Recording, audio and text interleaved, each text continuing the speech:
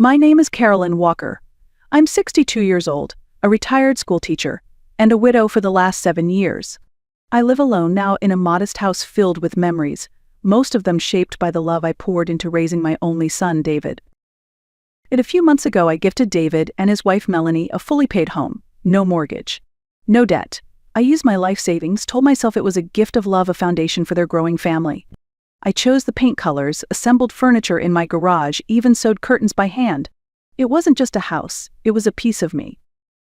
So when I received a message from David that morning, my hands trembled in a way I hadn't felt since the day we buried his father.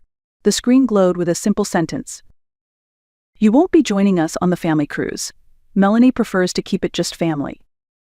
Just family, and somehow I wasn't part of that anymore. I sat in my kitchen, surrounded by the scent of the coffee I hadn't yet touched, reading the words again. My fingers were stiff, cold. I typed a single word back. "Okay." That word carried everything: the hurt, the shock, the realization. I pressed send, but inside, a voice was screaming. "So I was good enough to buy your house, but not good enough to sit at your dinner table? Not good enough to ride your cruise ship?" My heart pounded like a drum, but my face stayed still, calm, detached. And in that moment, something inside me cracked. The part that made excuses for others, the part that stayed quiet to keep the peace, that part was gone. The morning light moved slowly across the floor, touching the kitchen chairs I had once refinished by hand, the same chairs David used to sit on with his scraped knees and impossible questions about the stars. That little boy was gone, and in his place stood a man who had quietly drawn a line that I was no longer allowed to cross. The house felt unfamiliar now, like a museum of bad decisions. On the walls hung photos I had paid to take, smiles from family vacations I had fully funded. Disneyland when David was 7. Cancun when Melanie first joined the family. A cozy cabin trip I insisted on paying for that Christmas they said money was tight. I had told myself it was my gift to them, but now all I could see were receipts wrapped in photo frames. I thought back to their housewarming party last spring. The one I planned. The one I paid for. I remembered Melanie taking my hands with a tearful smile. "Carolyn, you didn't have to do this. We're so grateful. You'll always have a room here, you know that." And I believed her. Of course I did. Because mothers believe. It's what we do. I remembered the evenings I spent repainting their master bedroom while they were at work. I chose soft lavender because Melanie said it was calming. I bought new curtains online and installed them myself. Every piece of furniture in that house had my fingerprints on it. Every throw pillow, every lamp, every rug. I kept myself busy so I wouldn't have to face the quiet truth. They didn't call much. They rarely visited. But I told myself they were just busy. That's what young couples do. They work hard, they settle in, they figure it out. But that wasn't the truth. The truth was heavier than paint cans and moving boxes. The truth was that I had made myself so useful to them that they stopped seeing me as a person. I was the fixer, the helper, the wallet. And once the money had been spent, there wasn't much use for the woman attached to it. I had given too much for too long. And in return, I had been quietly erased. The next morning, the silence in the house was unbearable. It wasn't the kind of quiet that soothed. It was the kind that pressed on your chest, made your hands twitch, and reminded you that something was terribly wrong. I picked up the phone and called Nancy. She arrived within the hour. No questions, no hesitation, just like she always had. That's the thing about old friends, they know when to talk and when not to. She stepped into my kitchen, took one look at my face, and didn't need to ask what happened. "Tell me," she said gently, setting her purse down. I slid my phone across the table so she could read the message herself. Her jaw tightened as she read. She didn't speak right away, just shook her head slowly like she had expected this moment to come. "They've been planning this, Carolyn." I shook my head, my voice smaller than I wanted it to be. I thought, maybe it was just Melanie. Maybe she got into his head. But David, he's not like this. Nancy looked at me with that mix of love and truth only a lifelong friend can offer. She reached across the table and took my hand in hers. "You raised a good boy," she said. "But you also raised a boy who never had to struggle, who always had you fixing things." Melanie saw that. She saw what she could shape him into. I looked away. "You made yourself small, Carolyn, and now they're treating you like you belong there." Her words hurt, because they were true. I had stayed useful so long, I forgot how to be seen. But something was shifting, and I was finally ready to be seen again. That night, I couldn't sleep. I lay in bed staring at the ceiling, Nancy's words echoing in my mind. They've been planning this. At 2:17 a.m., I got up and walked to the kitchen. The glow from my laptop screen lit the room as I sat down, my fingers hovering over the keyboard.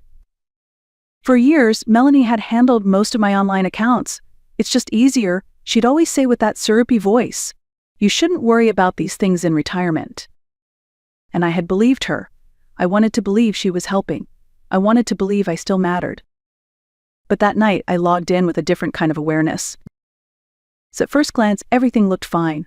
My checking, savings, retirement accounts all intact. Nothing jumped out. But that's how it works, doesn't it? The danger hides behind the ordinary.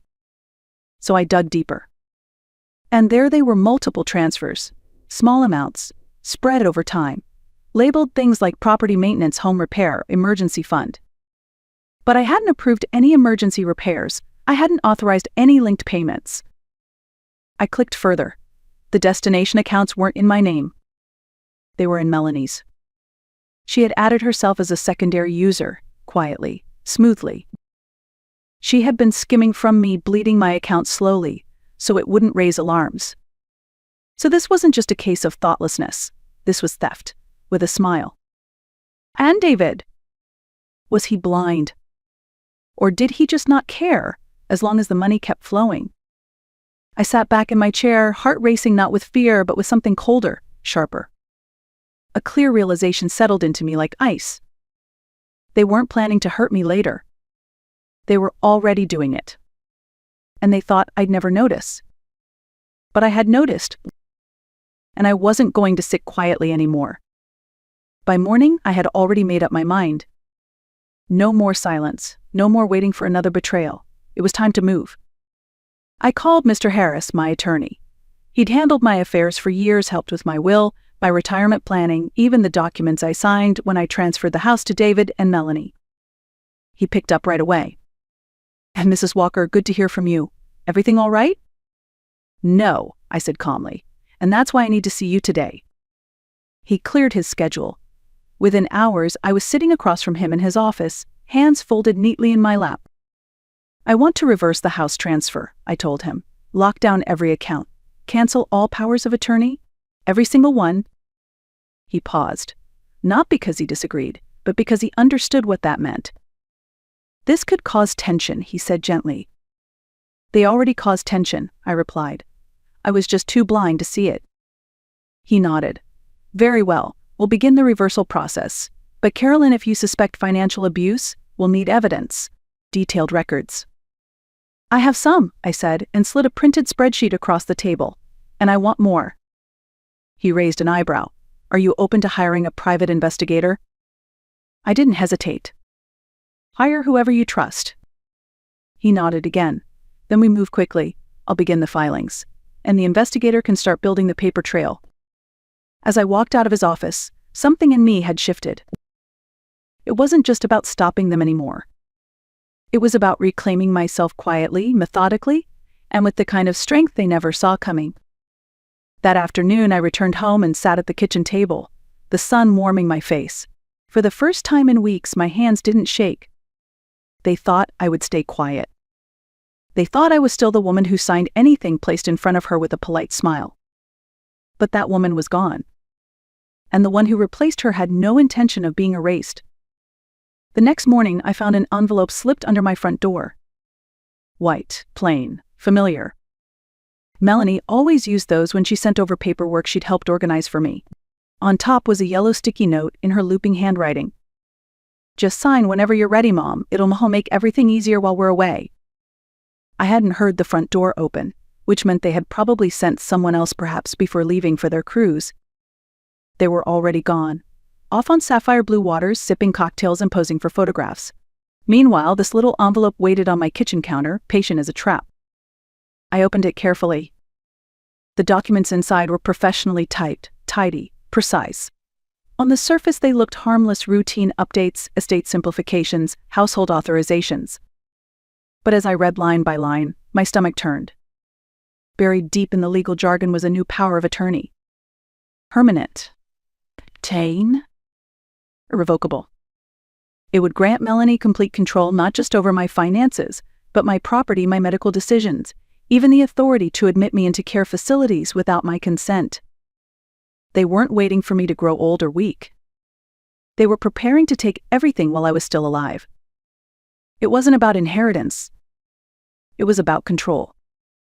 I stared at the papers for a long moment, then slowly placed them back into the envelope. I didn't cry. I didn't scream. I just stood still, one hand resting on the counter as I let the weight of it all settle over me. Then I whispered into the quiet kitchen, as though speaking to the woman I used to be. You almost signed this. Almost. But not today. Today, I saw it for what it was. And I would use this document not to surrender but as evidence. Because they thought they were 2 steps ahead. But I had just caught up. And I was already turning the tide. By noon, I was back in Mr. Harris' office. This time, there was no small talk. He saw the look on my face and simply nodded. They tried to slide this under my door while they were on a cruise, I said, handing him the envelope. He opened it slowly, his eyes narrowing as he read the fine print. When he reached the section on irrevocable authority, he exhaled sharply. This isn't just unethical, he said. It's predatory. If I had signed this, I replied, they could have sold my home, drained my accounts, even admitted me to a care facility, all while smiling to my face. He looked at me carefully, waiting for the panic. But there was none. Let's move faster, I said firmly. His expression shifted, respect replacing concern. We already have most of the paperwork prepared, he said. The reversal on the house deed is filed. The asset freeze is underway. The investigator has started a full financial audit. But after seeing this, he tapped the envelope. We'll take more aggressive steps. Lock down every account. No one touches your assets without your signature. I nodded. And one more thing, he added. We're drafting a protective clause. If they attempt any legal coercion, we'll have a full timeline of manipulation ready to present in court. I leaned back in the chair, my breath steady, my shoulders loose. For the first time in years, I wasn't reacting. I was building. And I was building something they wouldn't see until it stood between us like a wall. When I returned home that afternoon, the house looked the same, but everything had changed. Because I had changed. The woman who once paid for everything in hopes of being loved had been replaced by someone else. Someone who was done apologizing for surviving. Someone who finally realized that peace doesn't come from being accepted. It comes from protecting your boundaries and knowing your worth. And now I was protecting both. 4 days later, their cruise ship docked. I was already there. I parked a block away and stood quietly across the street, watching as David and Melanie pulled up in their SUV, tan and relaxed, luggage piled high in the trunk. Melanie stepped out first, barking orders about scheduling the mortgage finalization. David trailed behind her, scrolling through his phone, detached as always. And then they both froze. 2 unfamiliar cars were parked in the driveway. A moving van. A young couple stood near the front door, laughing with a realtor. Boxes were being unloaded. It took them a second to realize what they were seeing. David was the first to speak. Mom? His voice wavered, confused, uncertain. Melanie's face tightened. What's going on? Who are these people? I stepped forward, slow and calm. You won't have to manage anything for me anymore, I said. Melanie's tone sharpened. What does that mean? David looked around in panic. Why are there people in our house? It's not your house, I said evenly. Not anymore. Melanie moved toward me, her voice rising. You can't do this. We're refinancing, we have contracts. I reached into my bag and handed David a folder. Here are the only contracts that matter. He opened it with trembling hands, flipping through the pages: house reversal, sale documentation, financial audit, copies of unauthorized transactions. Melanie snatched the folder from him, scanning the documents like a drowning woman searching for a rope. She looked up, eyes blazing. None of this will hold up. We were helping you. You'll regret this. I held her gaze. You mean draining my accounts while smiling in my face? Feeling legal authority behind my back? Listing my home as collateral while I sat in the dark? David whispered, we didn't mean. I raised my hand. No, you didn't mean to get caught. Silence followed, the kind that cuts deeper than yelling ever could. Then, I pulled out a second folder and gave it to Melanie. Inside were full legal records, every forged signature, every financial abuse, every coercive tactic.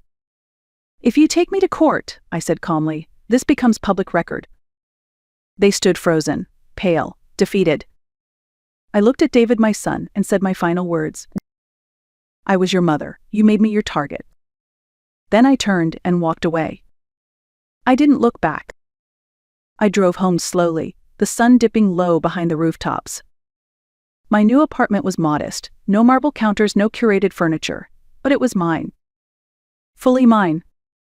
I placed my phone face down on the table, ignoring David's final text, one last plea dressed as regret. I had nothing left to give.